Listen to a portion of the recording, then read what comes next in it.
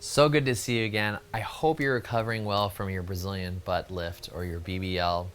I wanted to go over a few things today before your appointment to just remind you of some things that may have been discussed at your preoperative appointment, but also touch on things that will relate to your recovery and your final results from your BBL.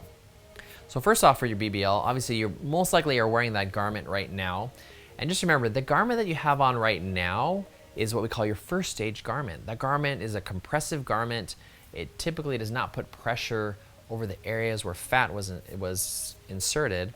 But this first stage garment is going to be loose, and probably in a couple of weeks, you're going to notice that this garment, as your swelling comes down and your shape starts to come in, that it's going to be loose. That's totally normal because you're swollen right now. We want that swelling to come down. And so we can help direct you and guide you as to when and where to get a second stage garment. You may have like an ab board or a waist trainer and those other things. So we'll go over those specifically with you when we want to initiate that. But a lot of times we'll do an ab board after your first week to help keep the contour on your tummy, and then in other areas like your lower back and areas where we want to compress and keep good shape and form there. Now for 6 months, those areas where you had liposuction are going to be moldable. And so it's really important that we mold you and keep you in the shape that you want. And so lymphatic massage and lymphatic drainage is key. The first part of your recovery and your result was the BBL that we already did, and you did a great job from that. But now we want to maintain those results. And so lymphatic drainage or massage is really important. So we want you to initiate that within, for sure, at least 48 hours after surgery. If it's a few days after, that's okay too. But that really is going to help mobilize that fluid in your body and really start to give you the shape that you want.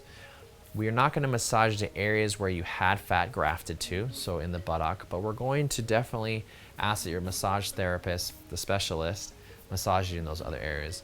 So if you have any questions, or if they ever have questions for us, please have them contact us and let us know. Just remember, for the BBL, it's very important right now for you in the first 3 weeks to not put any direct pressure on your buttock. And so hopefully you have one of those BBL pillows that we discussed at your pre-op appointment. If you have questions about it, if you're having discomfort sleeping and things, let us know today at your appointment so we can go over those details specifically and we can help guide you.